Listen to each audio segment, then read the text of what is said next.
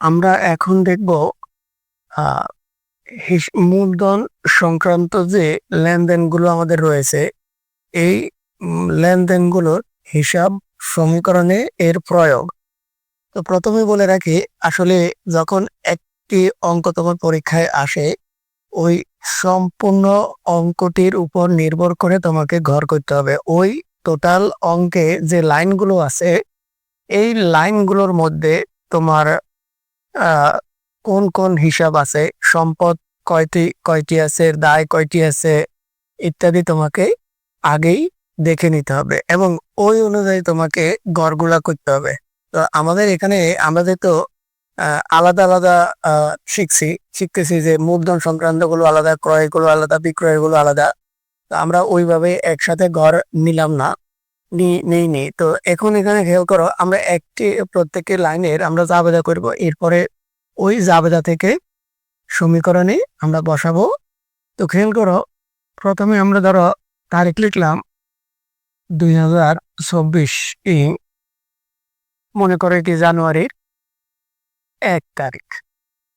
এখন খেয়াল করো 1 তারিখ কি বলা আছে, নগদ 1 লক্ষ টাকা নিয়ে ব্যবসা শুরু করেন। আমরা জাবেদা অধ্যায়ে বলেছি যে সম্পদ নিয়ে ব্যবসা শুরু করেন ওই সম্পদটি কি হয়, ডেবিট হয়। তাহলে এখানে কি নিয়ে ব্যবসা শুরু করছেন, নগদ টাকা নিয়ে। তাহলে আমরা বলবো যে নগদান হিসাব ডেবিট। আর ক্রেডিট কি হবে, ক্রেডিট হবে যেহেতু ব্যবসা শুরু করেন, এই ব্যবসা শুরু করেন এই কথাটি বলা থাকলে বুঝতে হবে এটি মালিক ব্যবসা শুরু করেন। তাহলে মালিকানা সত্ত্ব অর্থাৎ মূলধন, মালিকের মূলধন ক্রেডিট। এখানে যে দুইটি হিসাব দেখো, একটি হচ্ছে নগদান, একটি হচ্ছে মূলধন। তো নগদান কি হিসাব, নগদান সম্পদ, আর মূলধন কি হিসাব, মালিকানা সত্ত্ব। তো খেয়াল করো, নগদ সম্পদ, সম্পদের কিন্তু একটা জায়গা আছে যে এই সম্পদগুলা এখানে হয়। আমরা এই যে নগদের একটা ঘর নিলাম, নগদ, আর মূলধনের ঘর ডান পাশে মালিকানা সত্ত্বের নিচে হয়। তো এখানে খেয়াল করো, এই যে নগদ আর মূলধন, একটু যদি আমরা লক্ষ্য করি, নগদ কত, এখানে কত টাকা, 1 লক্ষ টাকা। তাহলে আমরা নগদের ঘরে বসাইলাম 1 লক্ষ টাকা। আবার কার ঘরে, মূলধনের ঘরেও বসাইলাম 1 লক্ষ টাকা। এটি মন্তব্যে আমরা লিখে দিলাম যে এটা কিসের টাকা, মূলধন। খেয়াল করো, মন্তব্য নিয়ে একবারে বলে দিই, সেটা হচ্ছে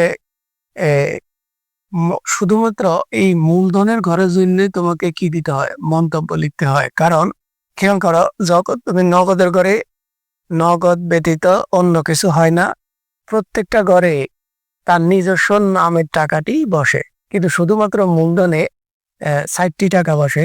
মূলধনের টাকা, উত্তোলনের টাকা, আয়ের টাকা, ব্যয়ের টাকা। এই জন্যই তোমাকে কি করতে হয়, মূলধনের ঘরের জন্য মন্তব্য দিতে হয় যে এটি কিসের টাকা, এটি কি মূলধনের টাকা, নাকি এটি উত্তোলনের টাকা, নাকি এটি আয়ের টাকা বা ব্যয়ের টাকা। এই জন্য তোমাকে ভাঙে লিখতে হয়, অন্য কোনো ঘরের জন্য না। এটি শুধুমাত্র মূলধনের ঘরে যে টাকাগুলো বসাবা ওই টাকাগুলোর জন্য তোমাকে কি দিতে হবে, মন্তব্য লিখতে হবে। তো এবার আসো, এই যে নগদান হিসাব, আমরা নগদের ঘরে আর মূলধনের ঘরে টাকাটা লিখছি, আমাদের জাবেদায় বলে দিতেছে কোন কোন ঘরে হবে। জাবেদায় বলছে নগদের ঘরে আমরা লিখছি, নগদের ঘরে নগদ সম্পদ পাশে, মূলধনের ঘরে টাকাটি লিখলাম। এখন যোগ বিয়োগটা আমরা কিভাবে, দেখো একটি লাইন আমরা একটু সময় নিতেছি, কারণ হচ্ছে একটি লাইন তুমি যেভাবে করতেছ প্রত্যেকগুলো লাইন কিন্তু একই নিয়মে। তাহলে বারবার না বলে আমরা একবার প্রথম লাইনটাতে আমরা একটু ভালো করে মনোযোগ দিই। খেয়াল করো, এই যে আমি যদি সমান চিহ্নের বাম দিকে ডেবিট বলি আর সমান চিহ্নের ডান দিকে ক্রেডিট বলি, খেয়াল করো এটা হচ্ছে স্থায়ীভাবে যে বাম দিকটা হলো ডেবিট আর ডান দিকটা হলো ক্রেডিট। মনে করো সমান চিহ্নের বাম দিক এবং ডান দিক, তাহলে আমি বলবো সমান চিহ্নের বাম দিকে কি আছে, সম্পদ। তার মানে সম্পদটা আছে ডেবিট দিকে, আর ক্রেডিট দিকে দুইটা জিনিস আছে, একটা হচ্ছে দায় আর একটা হচ্ছে মালিকানা সত্ত্ব। তো এখন খেয়াল করো, এই যে নগদের যে ঘরটা, এই যে নগদের যে ঘর, এটা কোন দিকে আছে, এটা ডেবিট দিকে আছে। খেয়াল করো, আবার বলছি, নগদের যে ঘরটা এটা কোন দিকে আছে? এটা ডেবিট দিকে আছে। জাবেদা কি বলতেছে দেখো, জাবেদাও বলতেছে নগদান হিসেব কি ডেবিট। খেয়াল করো, আমার ঘরটাও আছে সমীকরণের ডেবিট দিকে বা বাম দিকে বা সম্পদ পাশে, অর্থাৎ ডেবিট দিকে। আবার জাবেদাও বলতেছে নগদান হিসাব ডেবিট। তাহলে কি দেখা যায় যে উভয়ের সাথে মিলে গেছে, আমার ঘরটাও আছে ডেবিট দিকে, আবার জাবেদাও দেখলাম যে ওই নগদান হিসাবটি আছে ডেবিট। যেহেতু মিলে গেছে তাহলে এটি যোগ। যখন মিলে যাবে তখন যোগ, যখন মিলবে না, যেমন মনে করো এই যে নগদের ঘরটি আছে ডেবিট দিকে, কোনো কারণে জাবেদায় সেটি ক্রেডিট হইলো, তখন তো মিলবে না, তখন বিয়োগ হবে। তো এখন যেহেতু ঘরটি আছেও ডেবিট দিকে, জাবেদায় বলতেছে আমার কোথায় ডেবিটই আছে, তাহলে এটি মিলে গেছে, এটি যোগ। যোগ মানি আছে যেভাবে আছে এইভাবে, এটাকে কিছু করতে হবে না। এবার আসো মূলধন। খেয়াল করো এই মূলধনের যে ঘরটি, মূলধনের ঘরটি আছে কোন দিকে? ক্রেডিট দিকে। এখন আমি যদি বলি জাবেদারে দেখো মূলধন কি আছে? ক্রেডিট আছে, তার মানে কি মিলে গেছে, ঘরটাও ক্রেডিট, জাবেদাও বলতেছে ক্রেডিট, মিলে গেলে যোগ। তাহলে দেখো একটু খেয়াল করো, আমাদের নিয়মটা মিলে। আমরা যখন প্রথমে বলছিলাম যে যখন একটা টাকা উভয় পাশে হয়, দেখো এই টাকাটা উভয় পাশে হয়েছে, কারণ এই নগদের ঘরটা হচ্ছে সম্পদের সরি সমান চিহ্নের বাম দিকে, আর মূলধনের টাকাটা হচ্ছে সমান চিহ্নের ডান দিকে। তাহলে হয় কি এই টাকাটা যেহেতু উভয় পাশে পড়ছে, যোগ হলে দুটি যোগ হবে, বিয়োগ হলে দুটি বিয়োগ হবে। দেখো এটি যোগ হয়েছে, তাহলে এটিও কি যোগই হয়েছে, একই রকম দেখতে, একই রকম হবে। তো এবার আসলে মনে করো 2 নম্বরটা। তো 2 নম্বরটা কি বলছে? নগদ 80,000 টাকা। তাহলে আমরা এটা জাবেদা বলতে পারি কি যে নগদান হিসাব ডেবিট। যেহেতু নগদ একটা সম্পদ, ব্যাংক 2টা সম্পদ, আসবাবপত্র 3টা সম্পদ নিয়ে ব্যবসা শুরু করা হয়েছে, তাহলে আমরা 3টা সম্পদই কি ডেবিট। অর্থাৎ এখানে খেয়াল করা, আমি একটু নিচে দিলে কি নগদ, ব্যাংক আর কি আসবাবপত্র 3টাই ডেবিট। নগদান ডেবিট, তারপরে কি আছে ব্যাংক ডেবিট, তারপরে কি আছে আসবাবপত্র ডেবিট। এখন ঘটনা হচ্ছে ক্রেডিট কি হবে?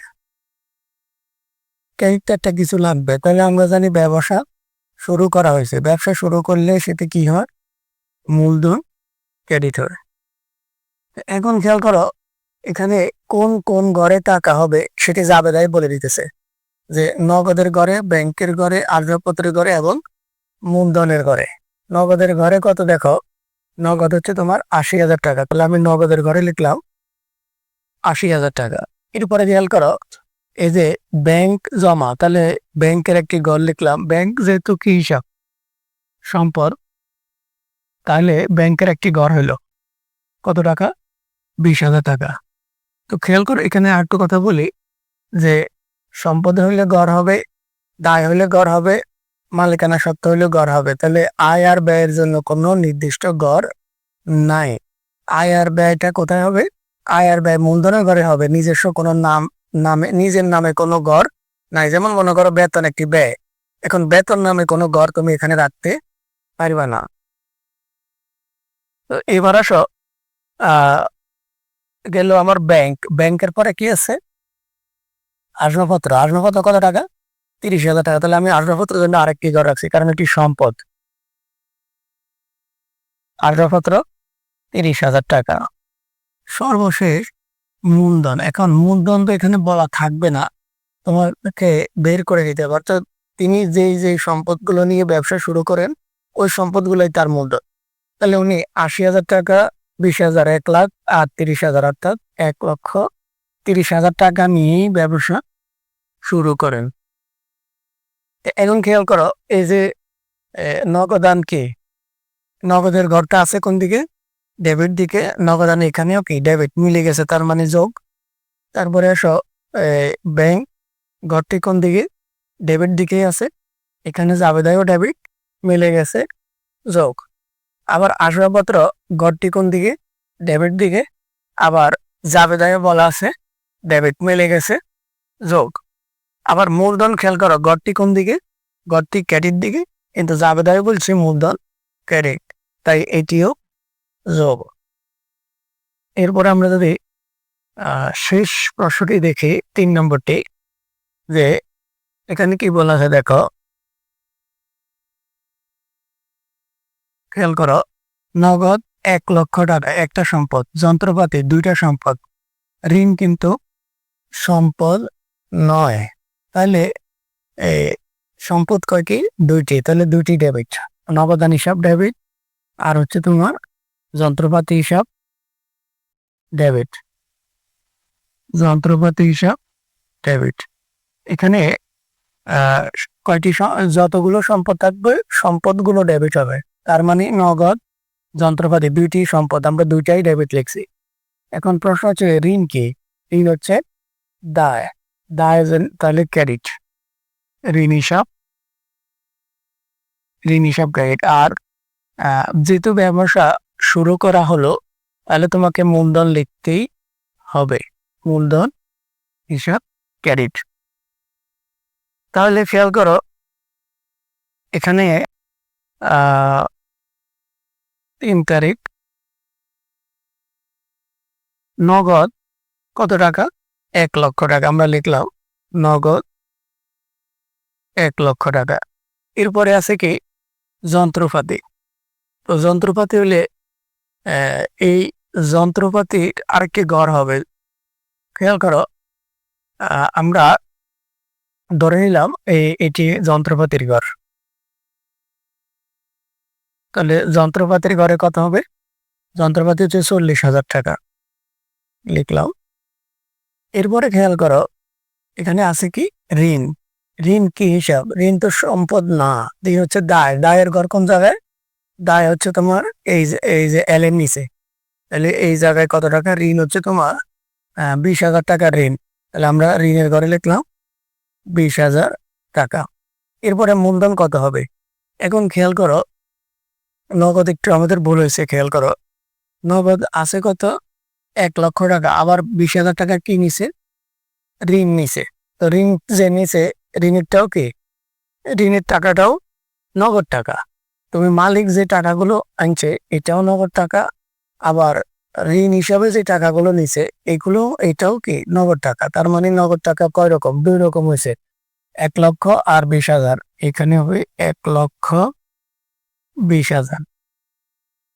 এখন খেয়াল করো আমরা যদি দেখি যে মূলধন কত হয়, তো খেয়াল করো মূলধন কত হয়, দেখো মালিক যে যে জিনিস নিয়ে ব্যবসা শুরু করছে ওইগুলোই তার মূলধন, এর বাইরে যাওয়ার সুযোগ নাই। মালিক আনছে কি আনছেন ব্যবসায়, 1 লাখ টাকার নগদ আর যন্ত্রপাতি 40,000 টাকা আনছে, তার মানে 1,40,000, এটা কিন্তু মালিক আনেন নাই, এটা মালিকের মূলধন নয়, মালিকের মূলধন হচ্ছে এই দুটি, 1 লাখ আর 40,000, 1,40,000। আমি খেয়াল করে 2 পাশ সমান আছে কিনা, এখানে 1,20,000 আর 40, 1,60,000, এই বাম পাশে হয় 1,60,000, আর ডাইন পাশে 1,40,000 আর 20, 1,60,000, মিল আছে বোঝা যায়। তাহলে আমরা দেখি যেহেতু নগদান ডেবিট, গড়টাও ডেবিট, যোগ, যন্ত্রপাতির গড়টাও ডেবিট, যন্ত্রপাতি জাবেদায়ও ডেবিট, যোগ। খেয়াল করো ঋণ এখানে গড়টা কোন দিকে, ক্রেডিট দিকে, জাবেদায়ও ঋণ হিসাব কি ক্রেডিট, তাই মিলে গেছে যোগ। আর মূলধন তো গড় ক্রেডিট, মূলধনের জাবেদায়ও কি হয়, মূলধন ক্রেডিট হয়, তাই মিলে গেছে যোগ। যোগ মানে যেভাবে সেভাবে। এই হলো আমার মূলধন সংক্রান্ত 3টি লাইনের সমীকরণে প্রয়োগ। পরবর্তীতে কোনো জায়গায় যদি না বোঝো অথবা এরকম কোনো সমস্যা যদি থাকে কমেন্ট সেকশনে আমাকে জানাবে, চেষ্টা করবো উত্তর দিব ইনশাল্লাহ। সবাই ভালো থাকবে। এরপরে আমরা চলে যাব সিরিয়ালে ক্রয় বিক্রয়, এভাবে যে আমাদের যে লেনদেনগুলো আছে। সবাই ভালো থাকবে। আসসালামু আলাইকুম ওয়া রাহমাতুল্লাহি ওয়া বারাকাতুহু।